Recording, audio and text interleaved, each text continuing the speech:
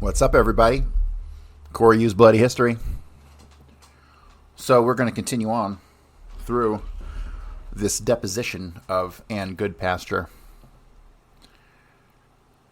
Ann Goodpasture being,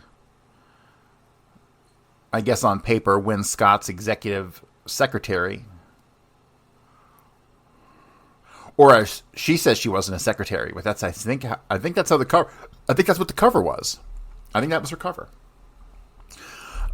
Although she was an actual agent, she wasn't like an in-the-field agent. She was sitting in the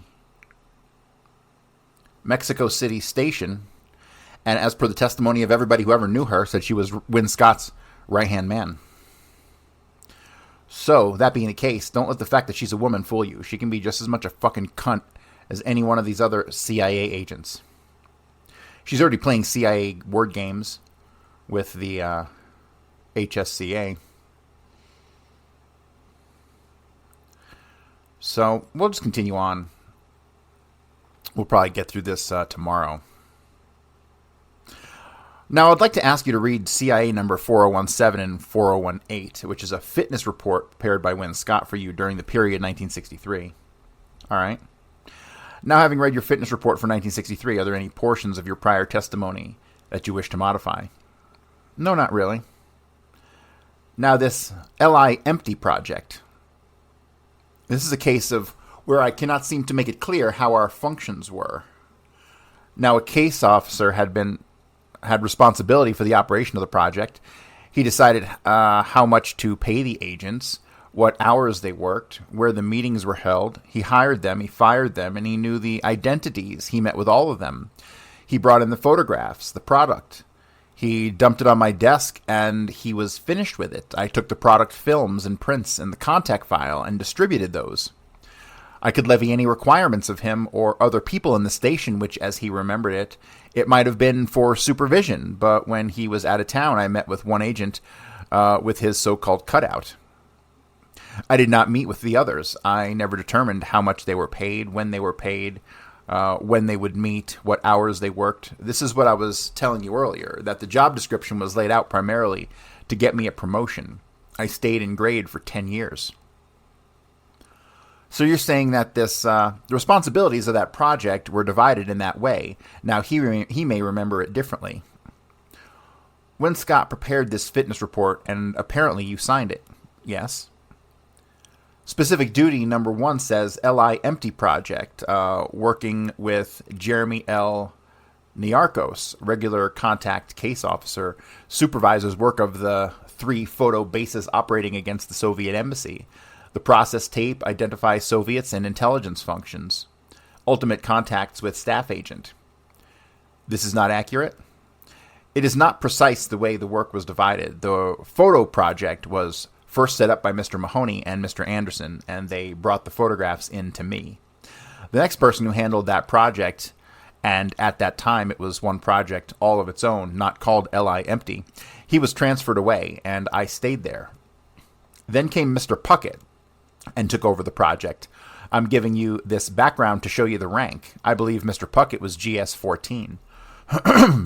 I continued to handle the photographs. I made recommendations for changing it, but I was never the case officer. They discussed giving me that project and making me the case officer, but it never really came about. Did you supervise the work of Tom Keenan? No, only to the extent that I reviewed the photographs, and if there was something wrong with the photographs, I went into Tom and said we were good friends and we worked together, but I did not tell him what time to meet the people, how much to pay them. He wrote his own project outline for the project. I worked with him, but it was an alternate, not as a supervisor, and that is the way I remembered it. This duty, which is listed as specific duty number 1, is not an accurate summary, then, of what your responsibilities were. He said that I was working with Tom Keenan, but I was in the secondary position rather than in the primary position. That is what I'm trying to say. I had been there so long, and I knew the history of the project.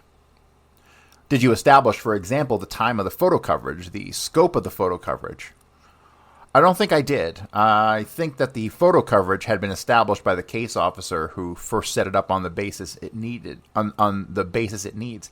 Now, if we knew that someone might come down there on a weekend, I would run in and say, Tom, have the boys worked all weekend? We would arrange for other people to be in the area working.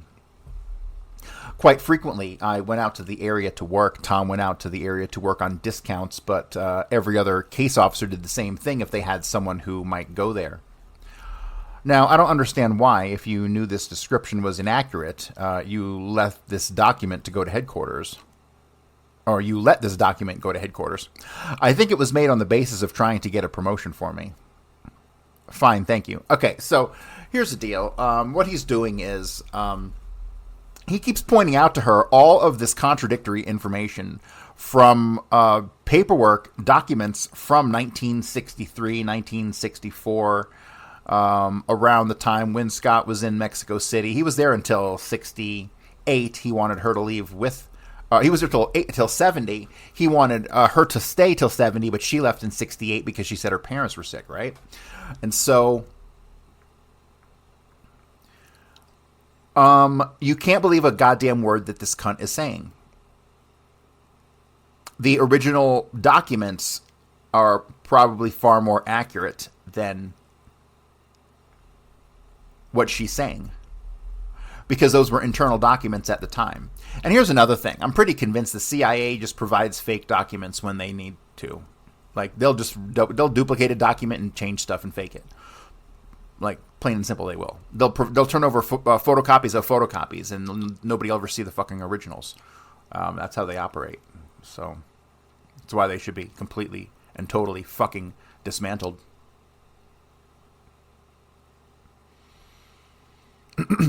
How many photo bases did the Mexico City station have surveilling the Soviet embassy in 63? 3 in 1963. I think they had 3. If I gave you a piece of paper, would you be able to draw the embassy and indicate the location of the photo bases? I think so. Please. This is the main building, which went something like this. That building was located inside a compound. Now over here were other buildings, and there were houses here. In one of these houses, I'm not sure now which one the photo base was located in. Let's number each one of these bases 1, 2, and 3. Where was photo base number 1 located in reference to the entrance to the embassy? This is the entrance right here. It was across the street on the west. Let's label it entrance A. I would like to have this marked Goodpasture exhibit number 1 and admitted. Would you indicate on this diagram that the cryptonyms were for each of these photo bases? Are you certain that what you have indicated as photo base number 1 was limited and that photo base number 2 was LI Lyric? Is it possible that you have them reversed? Well, let's see. Oh, I'd say it's more than fucking possible she has them reversed. Well, let's see. After the Warren Commission report, after the unidentified man was released to the public, the bases were closed. This building suffered damage.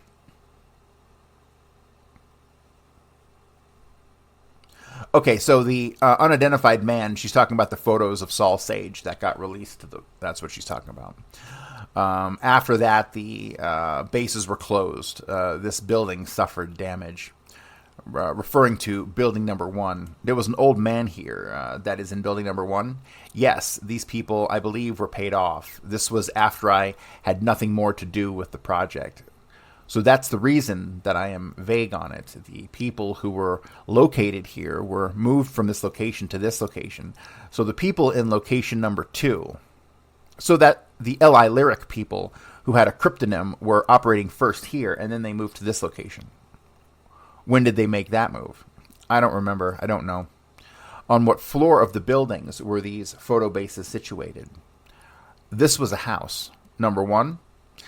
That's the reason why it was limited. A 2-story and the top part was used.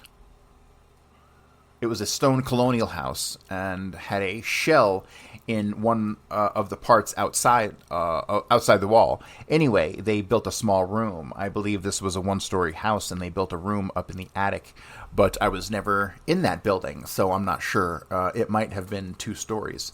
You see how every time someone who worked for the CIA is ever interviewed, they'll give you a very long, detailed explanation, and then they'll be like, but I'm not sure, so blah, blah, blah, blah, blah, right?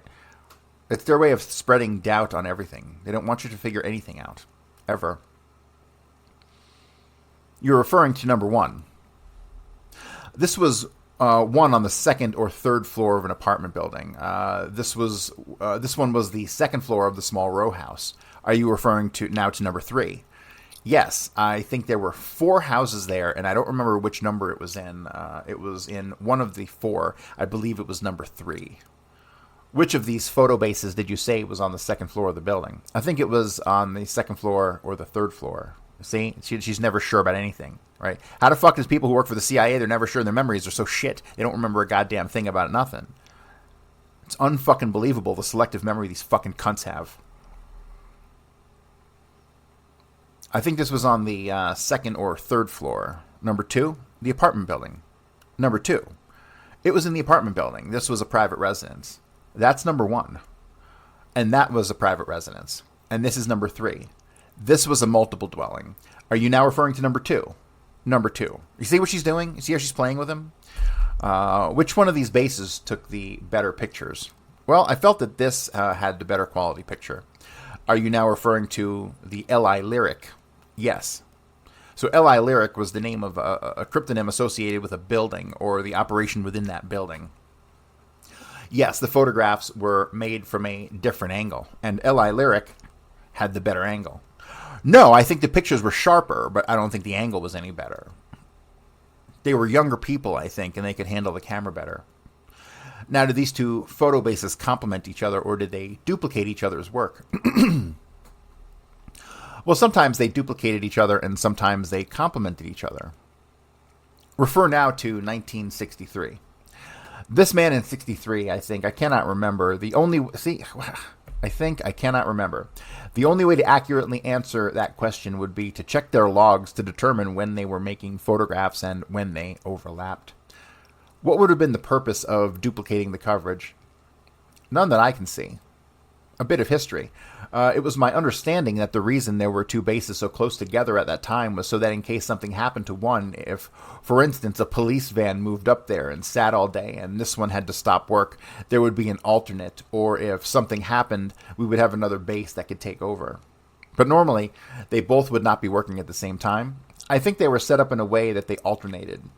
This provided the coverage at different hours. It would not really make any sense any other way. No. Let me show you some documents which seem to be consistent with that. In other words, documents which seem to be consistent with your testimony. I am first going to show you some pages from a document that is a request for the approval of a project for the period December 1960 through 30 November 1961. Excuse me for a moment. Specifically now, CIA number 4072, which is part of this request for project approval from the year 1960. Why don't you read paragraph B? This is requesting renewal for the project in 1961. This was written in 60 for the approval of project for 1961.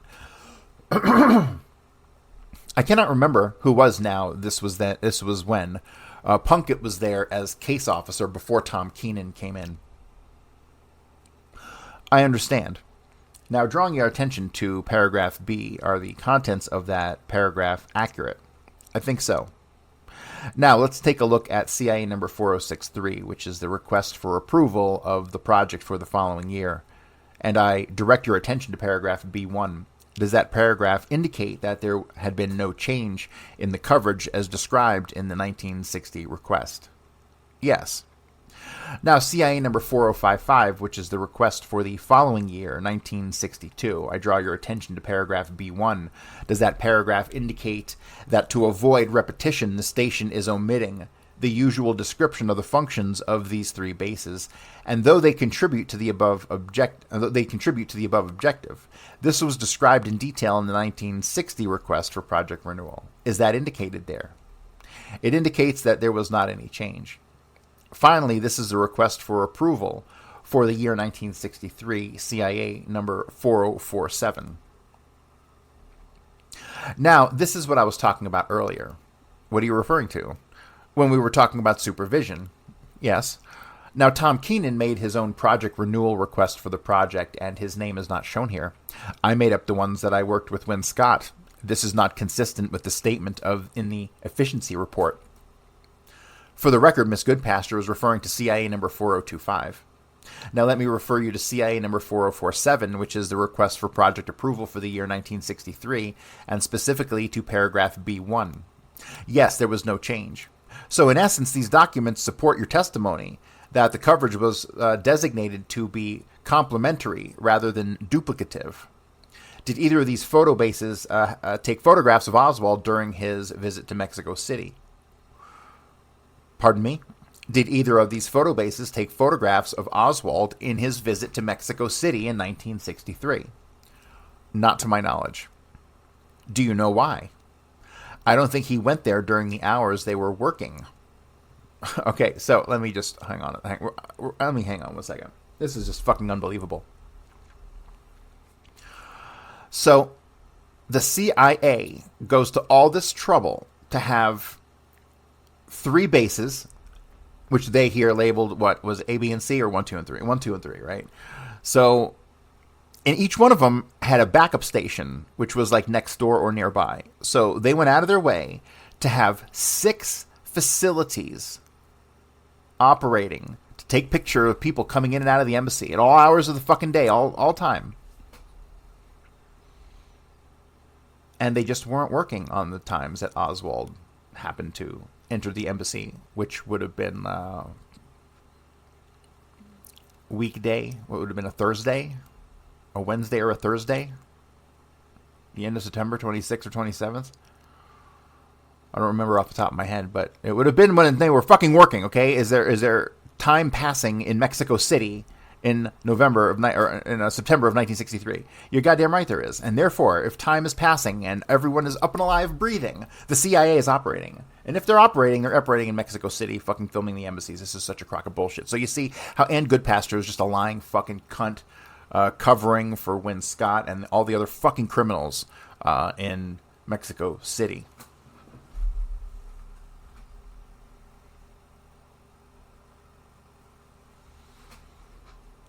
Well, we've established from these documents that the hours essentially were all daylight hours, and these documents also indicate that there was Saturday coverage. Oswald went there on Friday and Saturday. This project outline was a proposal in theory that the only way that you can determine when they were actually working would be to take the location and check the logs, because every time they took a photograph, they turned in a daily report. Every time they made a photograph, they put down the time, the exposure number, and what happened. So to see when they made pictures, they may have been working, and when not made a picture. Well, at the very least, we see that these documents indicate that the station had informed headquarters that by design these photo bases operate in a complementary manner, and also that Saturday coverage was to be included. Now you're saying they may not have been working that way, but in fact that is what the records indicate. That is right. The only way you can tell that they were actually working would be to check the logs. Miss Goodpasture, are the logs from the LI Lyric operation for 1963 available today? I believe that some of the LI Lyric logs were not in the files when I checked, and when we thought that they had been destroyed when the files were reduced in size. When was that? I wrote a memo on that, which is in the record based on what we found at the time we made the file search. I'm not sure exactly what the date it was, but the memorandum which I prepared, and I think you have a copy of it, which shows the backs of some of the files marked LI Lyric in this period that were interested in and had been used for other photo files. I was not in the Mexico station at the time that happened, so I don't know how it came about or why. Miss Goodpasture, I would like to show you your testimony before the committee on page 47 through 51. I would like to ask you to read that testimony and to tell me if it is still accurate in your mind. Yes, how far did you want me to read? Read through page 51. Right here, there was something confusing. Please read the entire testimony, and it is possible that in context, everything will be consistent and clear. So it seems like, who is this, Goldsmith? He's covering for her more than anything else, right? So she's catching things and he's pulling her. She's going off the rails a little bit by accident because she doesn't know what the fuck. And he's putting her back on track, which is clear cover-up, if you ask me. What I was referring to here when, this is page 51. I thought you were asking me about photographs made during this time span of the Oswald visit between 27 September and 2nd of October when I said one page was missing. That's what I asked you about. I was concerned with that time period. Now, the photographs which were destroyed, there would have been one page for the 27th of September. That would have been L.I. Lyric. That one we could not find. Remember, September 27th is when Oswald arrived in the morning at 10 a.m. in the morning, Mexico time. Is that California time? Pretty sure it's California time. Or it might be Mountain time. But either way, he was still in New Orleans on the 26th. And back then, much like today, you can't take a bus from here to there in that quick a time period. So it was definitely not Oswald. It was clearly Kerry Thornley, based on the other slew of evidence we've already gone over. But the negatives were still in existence. Because at that time, we sent the photograph to Washington in 1963. Shortly after, I think we sent those photographs to Washington after the assassination. The negatives of the L.I. Lyric photographs, I believe, were forwarded to Washington. I am not sure. So the negatives were still in existence, but the photographs you were not able to find for that day. Oh, just for that day, eh? That's kind of funny. What about the production log for that day? The production log we could not locate as I remember it. Fine, is there anything else you'd like to clarify about this testimony? No, I just wanted to establish that time frame, 27th of October to October, 27 October to 2 October, which is, I think, a weekend. Oh, no, part of it's redacted here, so by accident, I think. Or someone just left it off. 27 to 29 is probably what it is, which I think was a weekend. Do you know why the L.I. Lyric photographs were destroyed? I think it was reduction of the files. Why did they keep the limited photographs and not the L.I. Lyric? I don't know, but I'll say this, that for the size of the files, the file room was about 4 times the size of this room, and you could not walk through there by the time I left. There was a new station chief, and he didn't have the same feeling for all of those records that his predecessor had, and he had a new staff with him. When I went back there a few months after I had left, you could have played ping pong in the place. There was that much paper that had been reduced. Miss Goodpasture, have you ever heard that Charlotte Bustos found a photograph of Oswald at CIA headquarters? You told me that when I was here in April, but I was not aware of that. I think this may be an appropriate time for us to break for lunch. Mr. Goldsmith. I'm covering for Miss Goodpasture every fucking chance I get here. Can we pull all the information on Mr. Goldsmith, the lawyer here, who's most certainly working on behalf of the fucking CIA? All right, we're going to take a break until 1:30. Blah, blah, blah, blah, blah. Recess was taken until 1:30.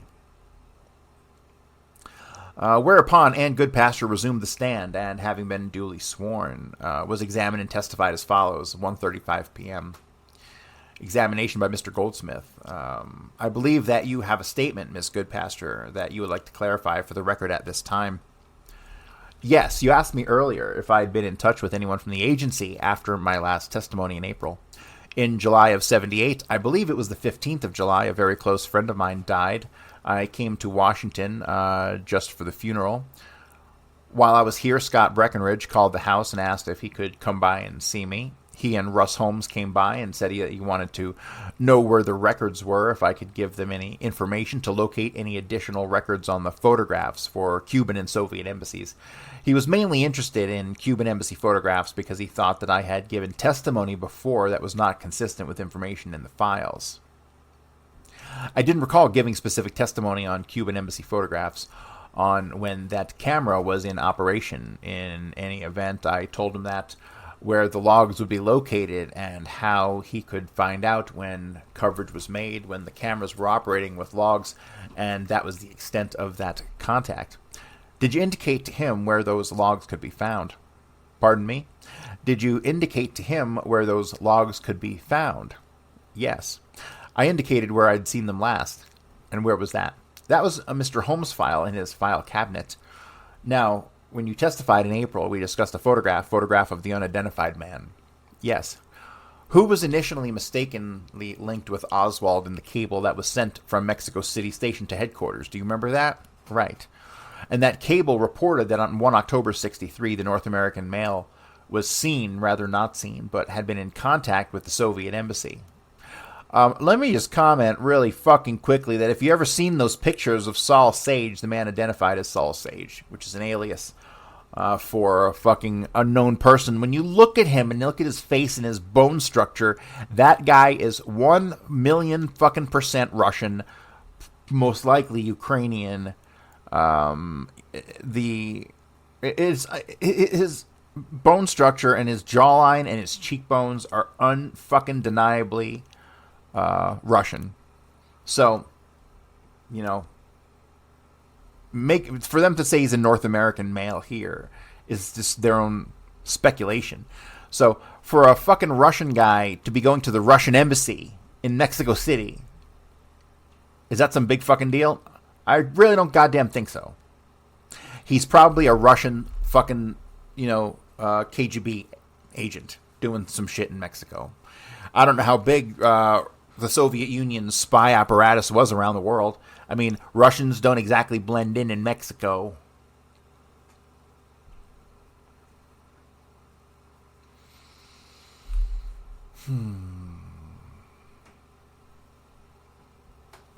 All right, continuing on.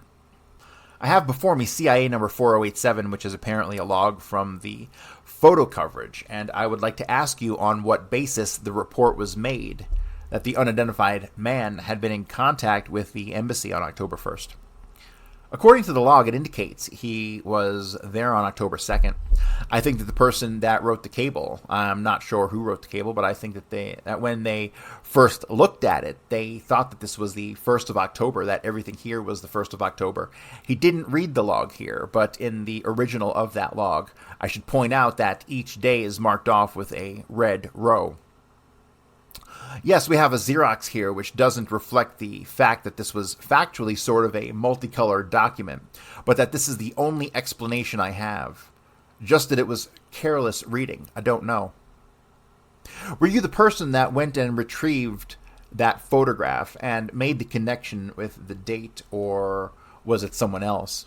Could have been me. It could have been the person who sent the cable, but I usually gave copies of the photograph to the analysts to do whatever they wanted to do with it. Now, in this particular case, that photograph could have been given to Mr. Scott, Mr. White, or Mr. Redacted. Why would it have been given to Mr. Scott or Mr. White? Because at the time, we got the intercept and we began to look at the photographs. Any American that we thought had identified, we passed it to the chief of station and the deputy chief of station and the men for the Soviets, Mr. Redacted. Now, we were not supposed to report on American citizens unless they were subjects of ongoing investigation, and we had permission to pass that information to the FBI. I guess it was because of the civil rights thing, but we just had a standard regulation that we had to have permission from headquarters to disseminate information on Americans. Do you recall who specifically found the photograph of the unidentified man? The photograph that was mistakenly tied to Oswald. Pardon me? Do you recall specifically who it was that found the photograph of the unidentified man? The photograph which was mistakenly linked with Oswald. I'm the person that first made the decision that that man was probably an American. Now, I think Mr. Scott was the one who inserted it in the cable or sent the message that it was probably Oswald, but I don't know. I don't remember how that photograph was connected with Oswald later. It was the only person, the only photograph in the bunch that could have been a non-Latin that day. Okay, so this is really important.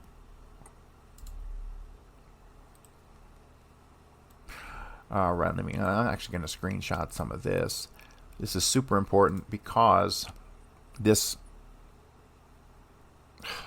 Oh my God. This is so dumb. This goes to show how fucking dumb Kennedy researchers are, all right? Kennedy researchers should have read this already and understood the significance of it, all right? So, this twist has been since day one. It's conspiracy down in Mexico because the CIA intentionally sent this photograph of this man, and then he was then made out to be, this is what the picture of Oswald was when we sent down the request. Now, that's probably not what the fuck happened at all. They were probably asked about Oswald or any Americans going to the fucking embassy, right? And so what do? And Goodpasture goes through the fucking pictures that were processed from that day, finds that picture of the man identified as Saul Sage, who's probably a Russian asset, right?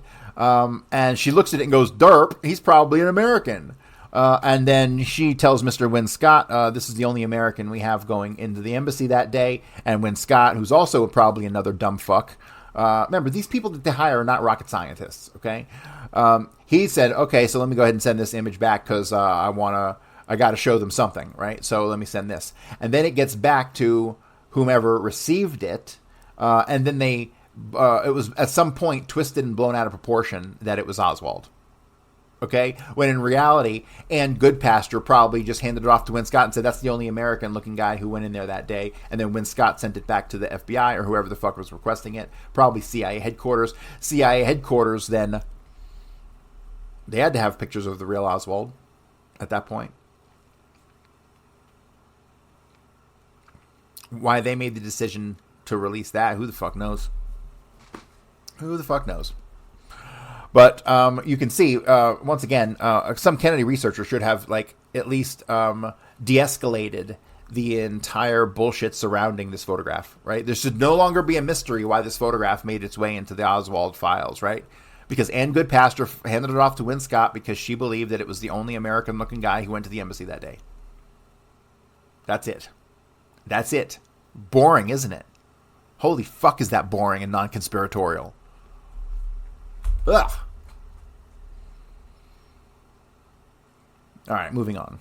Well, let me show you this here. On September 27th, 1963, there were only 2 other unidentified American males, but these people have been there several times before, and we knew who they were. How did you know them? How did you know that then?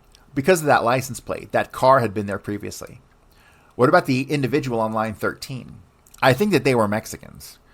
There's a notation here which says this is a Mexican man, Gutierrez, license plate changed in February 64 to Mexican and so. Yes, we identified him, and I believe he was in a travel agency. I'm not sure. But he was identified in 64, or was he still unidentified as of September 27, 63? He had been identified, I think, before. I don't know. I would have to check the records to be sure of that. I think that he had been identified through a previous visit in the same care with the same Texas plates, and this was another visit that he had made there. If he'd been identified, then why would the log have referred to him as an unidentified American male?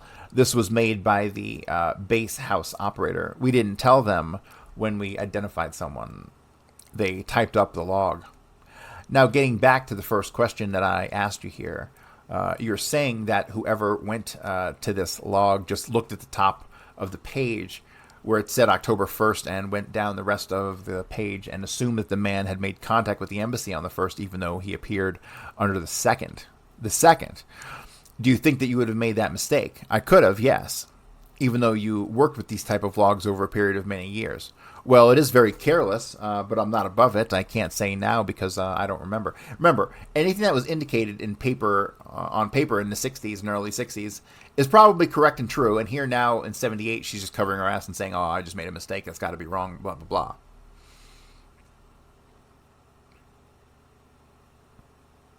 Who first identified Oswald in his dealings with the Cuban government in Mexico City? Who first identified him? Who first made the connection that Oswald had been in contact with the Cuban government in Mexico City? I don't remember. Was it yourself? Well, it might have been the monitors outside, and they called it to my attention. Pardon me? The transcriber outside may have called it to my attention. When did he call it to your attention? I said he may have. I don't remember. See, what's selective memory? Let me show you CIA number 4019, which is the recommendation initiated by David Phillips recommending that you receive a medal for your high performance at the agency. Please read it. I don't remember if it was if I was the first one who saw it in the transcript or not, even though Dave Phillips says that here. I haven't seen this before. They did give me a medal, and it burned with all my household effects while I was here on a TDY. Oh, she had a household fire that burned a bunch of her shit. Huh. She worked for the CIA for 28 fucking years, and then she had some shit burned down. Not coincidence at all. Do you think if you had been the person who had made the connection between Oswald and the Cubans, that is an event which, in light of Oswald's subsequent involvement in the assassination of the president, you would have remembered? Well, I think that with all of the things that happened at that time, just being the one who had recognized that call came from inside the Cuban embassy, calling it to the attention of someone else would not have been that significant because of all the other things that we were doing at the same time. Ms. Goodpasture, was there a photo surveillance operation against the Cuban consulate in 1963? There was a photo surveillance capability against the Cubans. I'm not sure if it was located in front of the consulate or in front of the embassy because I didn't have responsibility for handling any of the Cuban photographs. Do you know whether the surveillance operation was able to obtain a photograph of Oswald during his stay in Mexico City? I don't think it did. Do you know why it was unable to? Well, now that's part of a gray area. I heard, but I don't recall seeing this in the record, that the camera was down, not functioning at the time. Let me show you now a series of documents from that record which the committee is attempting to clarify, and hopefully by showing you these documents your memory may be somewhat refreshed as to what happened. The first is a document dated 18 October 1963, which is a monthly report for the month of September 1963 dealing with these photographic surveillance operations, and I would like for you to read at this time CIA document 4111 starting with paragraph 5C. You may want to look at the first page, but start reading down here. How far down you want me to read? Just there. Does paragraph 5 refresh your memory at all as to the capability of the Soviet surveillance operation? No. Rather, the Cuban surveillance operation. No, I really wasn't involved in this operation. This was one that was directed by what they called the technical services staff and the station photographer. The only time I got involved in the Cuban photographs was when they had a photograph and they wanted to know if that person had gone to the Soviet embassy or if they had somebody they wanted me to watch for, my people in there. So you don't have any personal knowledge one way or another about whether the camera was in operation. No, nothing except what came to me secondhand, and that was what came to you secondhand? Yes, station comments in my presence or something. What was the substance of those station comments? Well, that the camera was not functioning. I knew that they were trying out a pulse camera, one that was activated by motion, and they wanted to know about putting that in one of the Soviet bases, but it produced a voluminous amount of film, and we couldn't handle it because everybody that went by triggered the camera. Thank you. Imagine that. Imagine being fucking restricted. Imagine being restricted from a motion detection camera, which was probably a big deal back then. But they couldn't handle it because of the goddamn amount of film it produced. That's fucking amazing. It's amazing.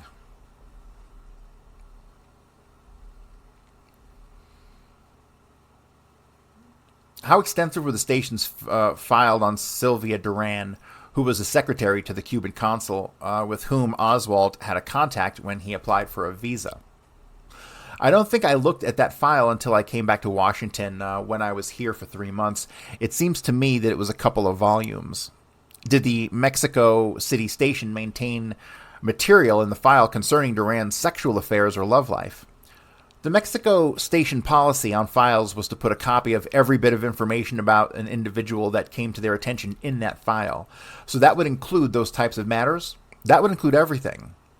Then they have a discussion off the record. And then Mr. Goldsmith resumes. Wonder what they said. Would the information that the agency obtained on Duran's sex life have been used to attempt to recruit her in some capacity to work for the agency or to assist the agency in some way? You mean, could it be, or was it? Could. Well, I think that would be a question that only the case officer would be able to answer because he would have a better idea of what her reaction would be. Now we kept everything of a personal nature about an individual in an assessment, a personality assessment, so that whoever wanted to attempt to recruit that individual could take that information into consideration in making their approach. So that information would be considered, yes. Did anyone at the Mexico City station ever attempt to recruit Sylvia Duran to work for the agency? No, I don't know for sure. That would have been something for the Cuban section to have handled, and I wouldn't have had specific knowledge of it. Well, would it have been standard operating procedure to attempt to recruit someone who worked at the Cuban consulate? Of course. Let me show you CIA document number 4033, which was a contact report. And I would like to ask you to read paragraph number 4. Okay. Now, according to this document, a CIA source is providing information that Oswald may have had sexual affairs or relations with Sylvia Duran. Do you recall when the first time it was that this type of information concerning Oswald and Duran came to the attention of the Mexico City station? No. My only connection with Sylvia Duran that I recall was the Mexican police picked her up after the assassination and interrogated her. The man who obtained the interrogation report gave them to me to carry back to the office. That was Redacted, whom you mentioned earlier with Mr. White. He handled that outside project. He was the outside case officer. Did he give you the interrogation report, or did he give you the transcripts as well? I don't remember, because I think that he only gave me the interrogation reports in Spanish, and I think Dave Phillips had someone do the translation. He may have given me the initial report, and then Dave Phillips saw him directly. I can't remember that. Were you given a transcript of the interrogation itself in addition to a report? Yes, I think there was a lengthy transcript, and Redacted was...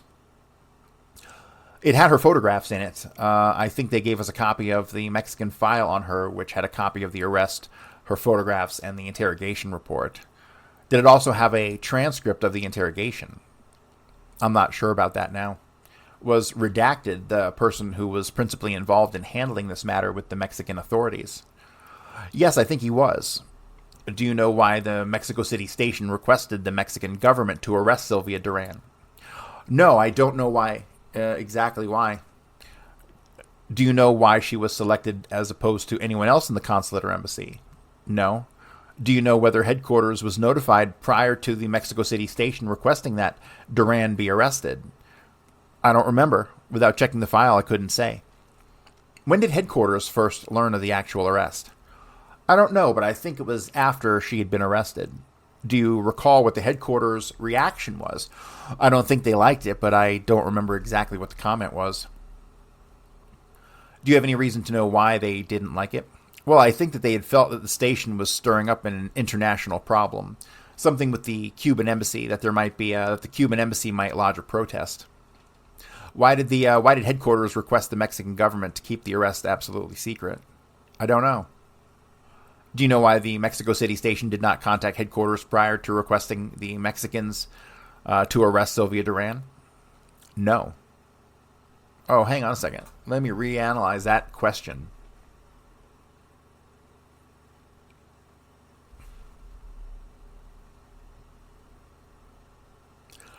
So, let me start here. Why did headquarters, which is the CIA in Langley, request the Mexican government to keep the arrest of Sylvia Duran, who was the person who worked at the Cuban embassy, who had contact with Oswald when he showed up that day? Why did they want to keep the arrest absolutely secret? She says she doesn't know.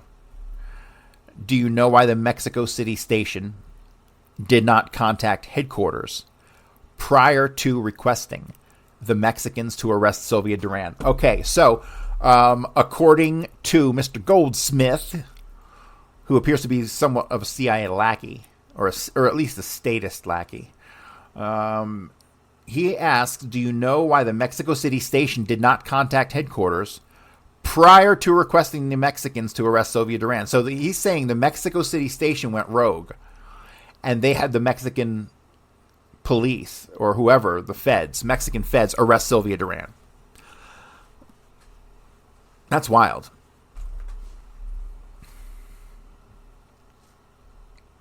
That I did not know. No, frequently Mr. Scott took independent action without getting headquarters approval on some cases, and I believe that he discussed this, but I'm not sure. I'd have to check the records. I think he discussed it with the ambassador before it occurred. The ambassador, Mann, I think, would remember. Did any Americans have contact with Sylvia Duran during her arrest? I don't know. Now, you've indicated that Mr. Redacted gave you the interrogation reports from the interrogation of Sylvia Duran. How many interrogation reports did he actually give you? I don't know. I don't remember. But I said he gave me the reports. I don't remember that he gave me the reports, but the standard method of transmitting things to the station would have been through me. It also could have been through Mr. Scott. Mr. Scott met him maybe once a week. I met him every day, and I took an envelope out for Mr. Scott and gave it to him, in which contained a list of requests from the station. And I received an envelope from him, which included all the material that he wanted to go to Mr. Scott. I took that in and gave it to Mr. Scott, and a cover sheet that listed the contents. Mr. Scott reading it all, and then in most cases, he did the routing and indicated on the cover sheet in his handwriting to whom he had sent the enclosure. Did you ever read the interrogation reports? I looked at the reports, that file, when it came up here in 1977. I don't think I had seen it before. Do you recall how many interrogation reports were present in the file?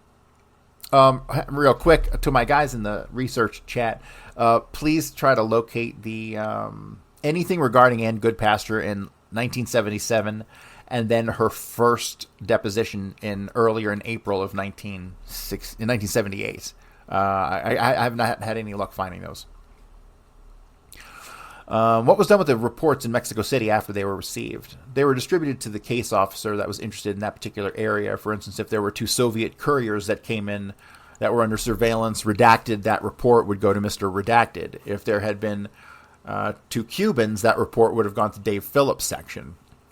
That's David Atlee Phillips. In the case of Sylvia Duran's interrogation, that would have gone to, what about her interrogation reports? It would have gone to the Cuban section. That would have been in Mr. Phillips' office. When, if ever, would the interrogation reports have been sent to Washington to headquarters? Well, they should have been sent by the next pouch. Did the Mexican government give the Mexico City station all the information that it obtained from Sylvia Duran during her arrest? Well, that's a good question. You never know whether you get all or not, because you have no way of checking. What? Redacted something, you can only assume that they've given you what they want you to have, and I don't think you have any way of proving whether you got it all or not. I would like to show you at this time CIA number 743. Can you identify that document? Which one? The document appears on this page. This page? Since you're having some difficulty, why don't we start at the very beginning of this, and now we are at CIA number 628. Can you identify the material contained here? This document, I think, contains a series of extracts made by Mr. Rocca, ROCCA, I believe, of the CI staff, from documents which were in the Mexico Station file of Oswald. Do you have any involvement in the compiling of this document? No, I saw this after it was already done, and I did make some notations on some information in here that was not correct. I see. What about the marginal notations on the left side of each page? No, I didn't have anything to do with that. I don't know about it. I assume that must refer to the number of the document, but I don't know. Let's look at page 743 now. I would like you to address your attention to the marginal notation on the left. It says, Oswald and Sylvia had an affair. Why didn't Mexican police give us all information? I think what happened here, I think we received the information from this source. That's LI Ring 3. LI Ring 3, long after we received the information from the Mexican police, but I don't know. You received a report from him long after you, that's my guess, but I don't know. See, she does a lot of guessing, and I'm not sure, and who knows kind of stuff. Is it possible that, I think that this probably came in the latter. Well, by this, are you referring to L.I. Ring's report that came in 1967? I think the L.I. Ring 3 information was the only informant. This was the only informant who claimed that Sylvia Duran was linked sexually with Oswald.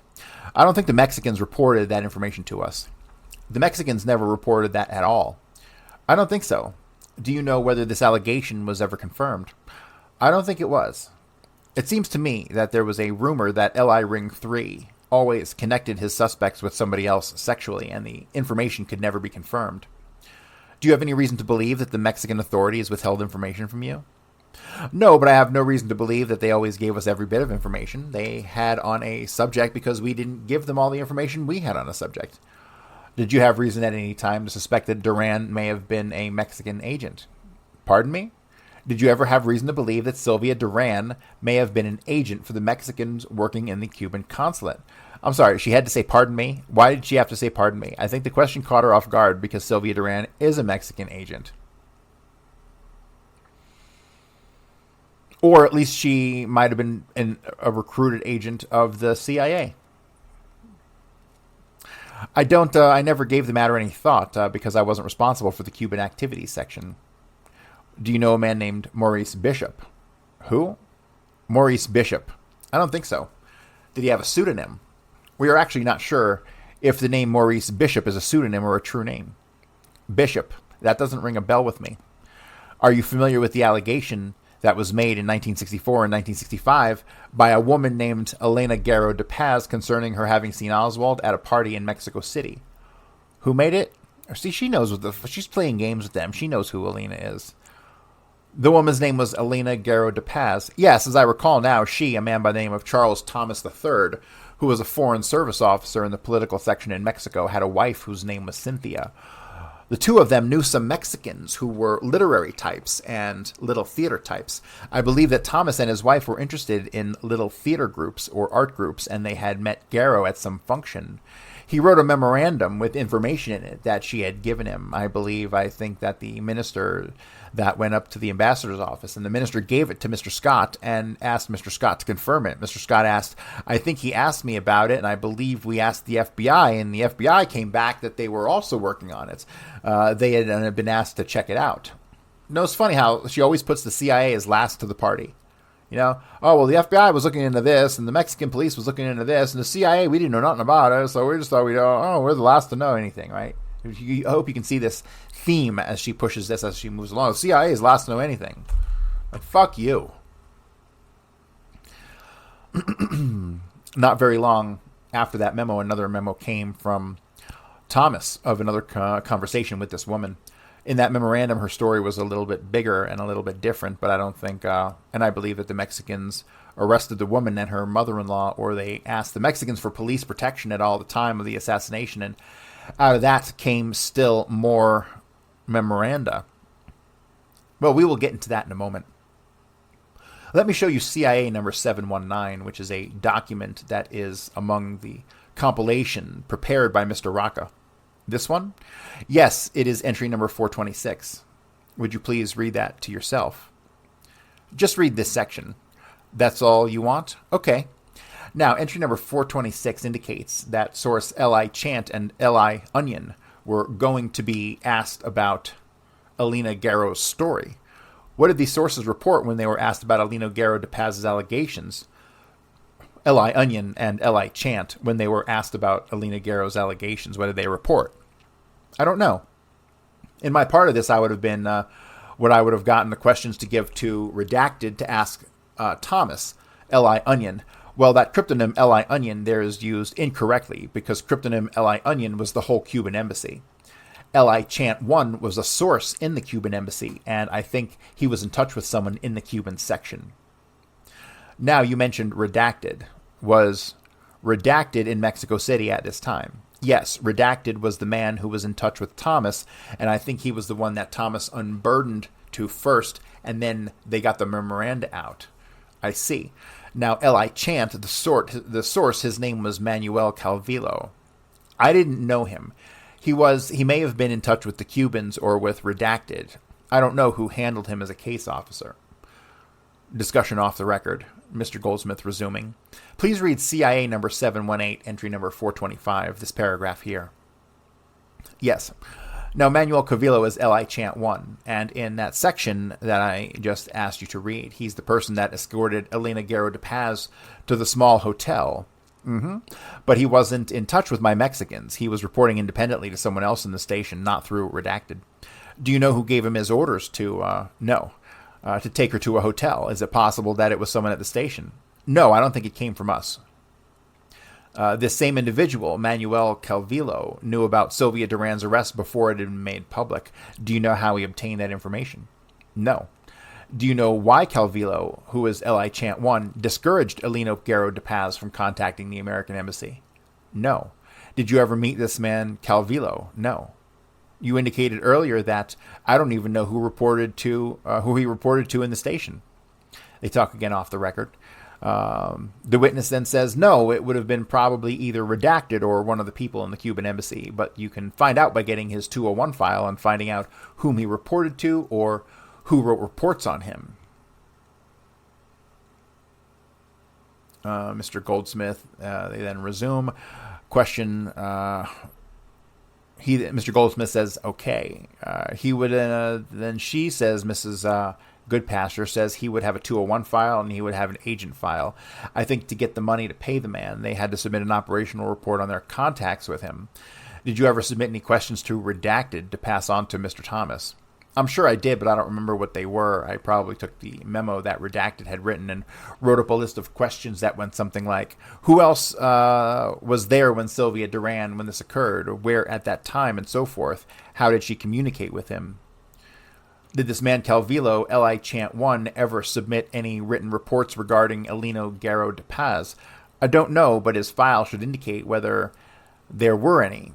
It is possible that Calvillo was an unwitting asset to the agency. It's possible Calvillo was a sub-agent of Redacted and also at the same time being handled by someone in the station without our knowledge. I mean, a sub-agent of Redacted without our knowledge. He may have been on surveillance team directed by one of the people that Redacted was handling. At the same time, he was on that team. He may have been reporting to Bob Shaw or Mr. Redacted or Mr. Phillips. I see. All right, so I'm going to break right here, and we will pick it up tomorrow. Thank you for tuning in. Thank you to the handful of new people who have signed up for Bloody History World War II on Substack. That's moving right along. And so, once again, if you're interested, please buy the book. It's on Amazon. There's going to be a new version of the book out by the end of the year, and these will all be collector's items, I promise. So I would definitely pick one up as soon as possible. If you want a signed copy, just get a hold of me, email me, and we can get that taken care of. But that's going to do it for today, guys. I will be back tomorrow. Thank you.